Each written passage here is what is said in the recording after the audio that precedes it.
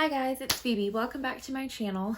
I know it has been a really long time since I last filmed or posted anything.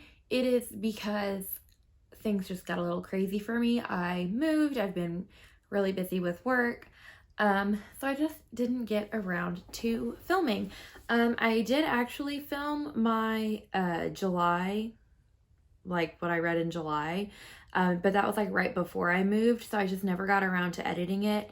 So instead of editing that or posting it now that it's almost September, I'm just gonna go through the books that I read in the last couple of months because it's really disappointingly low for me, again, because I've been busy.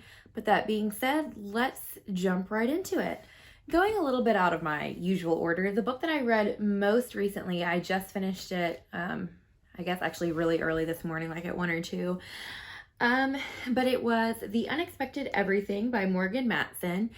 I have been wanting to read some of her other books ever since I read Save the Date by her, which I really can't remember why I picked it up because a contemporary YA romance is really not my thing. I think that's like the only one that I've read since I was probably a teenager and realized that I didn't like them. But I found that book so just like light and fluffy and like not annoying. I wanted to read some others of hers, and this one also did not disappoint. This is about a girl who, Andy, who her father is a politician, and at the beginning, so she has this very affluent lifestyle, but at the beginning of the book, her father is involved in some kind of scandal that ends up, he drops out of his race as to like rerun for congressman, and because of the scandal she actually ends up losing her spot at a very competitive internship for the summer, and she kind of has to, while she's scrambling to make plans so she doesn't have this empty spot on her, you know, resume, because she's a very she's a good high school student turning into a good college, you know. She ends up taking a job as a dog walker, even though she doesn't really have any experience with pets. So this book is about her and her friends during the summer, her walking dogs, and of course she meets this really cute guy who is he's only like 19 years old, but he's a famous fantasy author, and it's about their like budding relationship. Towards the end, there is kind of a twist with like some drama with her friends that was a little bit on the, I don't want to say darker side, but a little heavier. But for the most part, I found it like, again, very lighthearted, pretty fluffy, just like a perfect, easy summer, like beach read.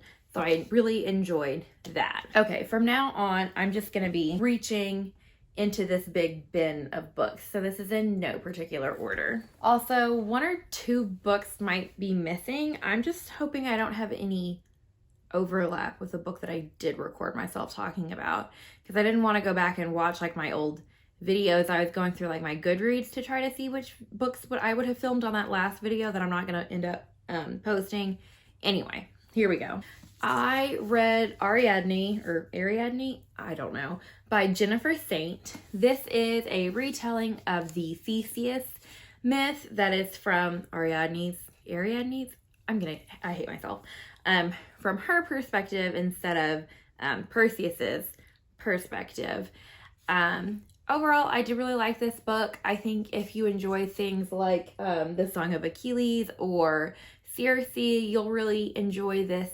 It could be because it's in like the same vein as Madeline Miller's books. At the end of the day though, I did have kind of the same issues with it that I ended up having with Circe, where it was just kind of unrelatable.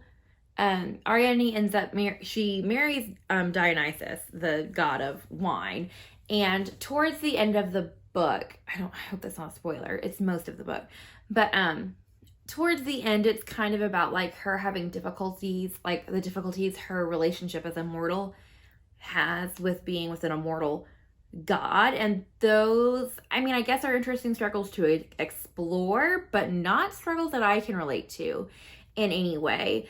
And I felt like I wish the book had ended sooner, where it could be, this is dumb. But I wish the book had ended sooner, so it was at a happier point instead of going on as far as it did, and to me ended up having more of a sad ending. Overall, though, I, again, really enjoyed this book.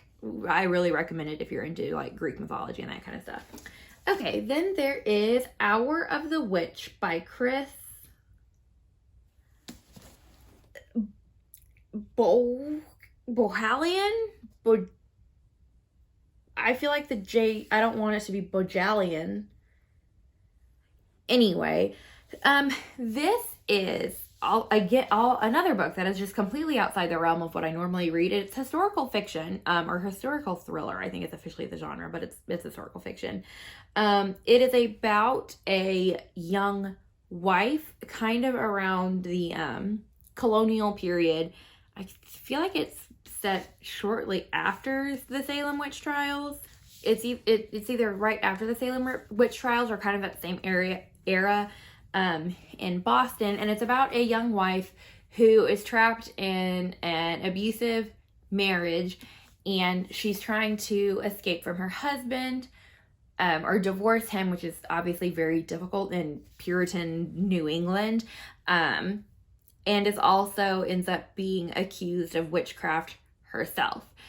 And I didn't know how I'd feel about this book. Obviously, I was hopeful. But there was something about it that was just so thrilling, so page-turning. I feel like I read it fairly quickly, and I did really enjoy it, even though there were some things that I feel like if you told me about them before I picked up the book, I'd have been like, this is not going to be for me. Like the way that the characters have dialogue with each other is written probably as people during that time period would speak. Like the sentences are a little clunkier, I feel like, for our modern speech, and there's some like these and thous and stuff thrown in there, especially like when they're praying or something. But like despite all that, I still really enjoyed this book. It's not a small book by any means, but again, it was a page turner for me. I also read Andy Weir's newest release, Project Hail Mary. I also really enjoyed this one. Of course, I love him so much, but this book is about an astronaut who wakes up on a spaceship and doesn't remember like anything at first when he wakes up, and has to slowly piece together the like mission that he's on. It turns out that he is a scientist who's on a mission to save our sun and thereby save the world, because the sun is being eaten basically by bacteria that feed on the gases there. And he's been sent on basically a suicide mission to go to a nearby star where that is not being affected by this, like, astrophage is what the like bacteria is called. And he has to figure out why this star is not being affected by it when all the other stars like in our close range are being affected by it. He ends up, I feel like this isn't a spoiler because it happens very early on in the book, he meets an alien that is at the star for similar reasons. And so a lot of the book is the communication between him and this alien and learning about each other. And then also like as he remembers everything that was happening on Earth before he went on this mission, and eventually figuring out how to save their respective stars. I think if you like really good hard sci-fi, you'll enjoy this book. Or if you've enjoyed any of the other books by Andy Weir, you'll enjoy this book. Okay, I'm going to try to wrap up the next few books fairly quickly. I did already film a review on them, but I filmed on my camera, and I film on my phone, and my phone is out of storage space. So thank you, Apple. So I'm going to try to get through these quickly and hopefully not have the same issue. Witches Steeped in Gold. This is the only book I think out of this pile that I really did not enjoy. It was very slow. The plot didn't make any sense. It was very disappointing to me because the two main characters are Black women. The world it's set in is supposed to represent like the Caribbean islands. However, the author has no exposition to explain the magic system or any world building at all, and just kind of throws you in the deep end and kind of hopes that you pick up on it on your own. it was really unsuccessful, and I could not really summarize this book well for you. The characters in this book were dumb, but not in a good, believable way, just kind of an annoying way. So I didn't enjoy this book. A book where the characters were dumb but in a good way would be Dustbourn by Erin Bowman. This book's main character is a girl named Delta. She lives in a very post-apocalyptic Mad Max-esque world where everything is basically a desert and everyone is just scavenging and making the best lives for themselves that they can. This guy, our villain, I can't remember his name, but he basically kidnaps her family. He has control of a water source and therefore is able to provide water to his people as well as grow crops. The catch is that he drugs the water that he's giving his laborers, I guess, so that they become more compliant and don't see anything wrong with anything that he does. Delta has a tattoo on her back that is supposed to be a map to this place called the Verdant that's very green, has water. And so he's trying to gain access to this place. So he takes Delta's family and tells her that he's going to start killing them off one by one until she takes him to the Verdant. The thing is, the map on Delta's back, no one has been able to read. So she doesn't know where the Verdant is, and the book is about her going on a journey to try to find her way to the Verdant in order to save her family, and hopefully give a better life to everyone else. One of the things that I did enjoy about this book is that Delta is not the brightest bulb in the box. Not to say that Delta is actually dumb, but she is a teenager who makes believable, not wise choices. So I did appreciate that about this book. I also read Flamefall, The Sequel to Fireborn by Rosaria Munda. This book is a continuation of following Leo and Annie, who are the two dragon riders that have kind of found themselves in very different positions after a political rebellion, where before only the ruling class was dragon riders, now people test their ways into different castes. Leo is somebody who was born into royalty. Annie was somebody who was born into poverty, but both of them have found themselves as dragon riders who are also seeing issues with this new political system, because even with this rebellion that was supposed to raise up like the lower class, now it's still, if you test into a lower caste, they're still treated very poorly. And Leo and Annie take issue with this because they're still people who still deserve just treatment, regardless of how they did on this arbitrary test. We also meet another main character. There's another point of view in this book. His name is Griff. He is a low-born dragon rider.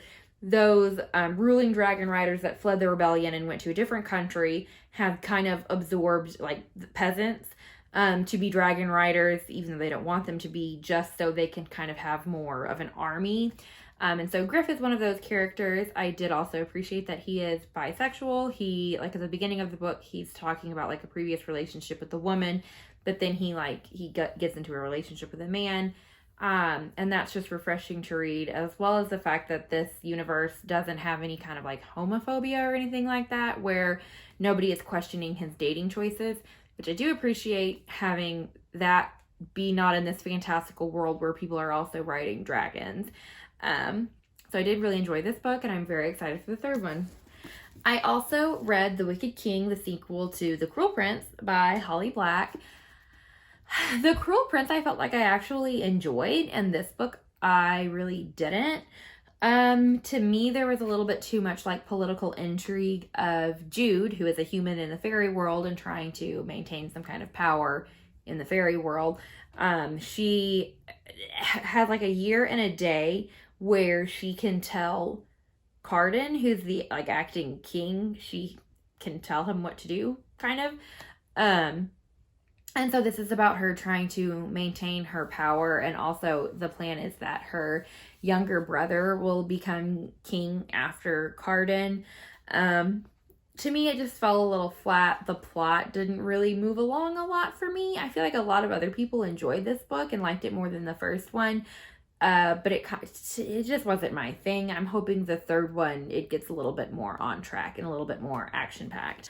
I also read, finally, The Raven Boys by Maggie Stiefvater. I've been thinking about reading this book for a long time, and I'm really excited that I did finally because I liked it a lot.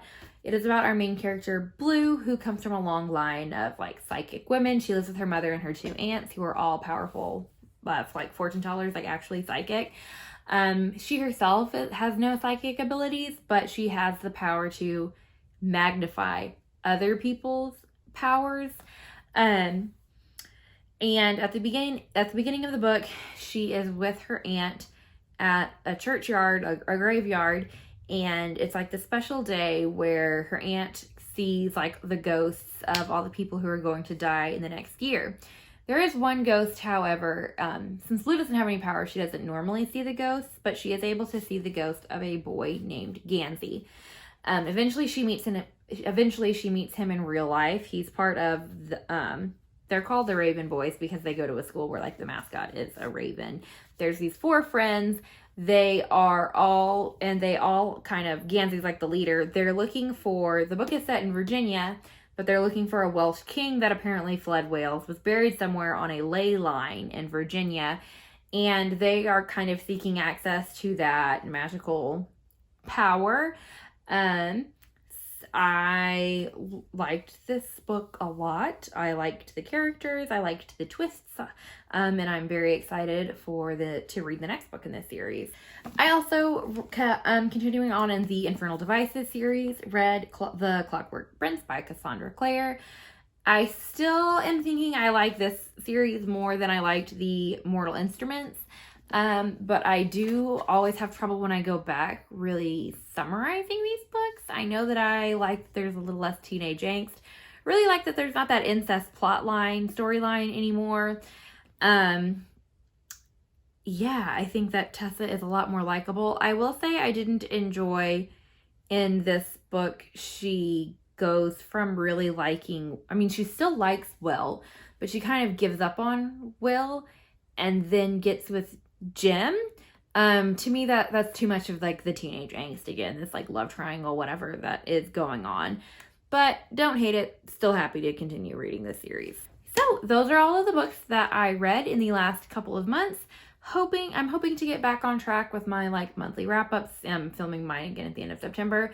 Hopefully I will film another video in the next couple of weeks. Thank you so much for watching. I will catch you next time. Bye.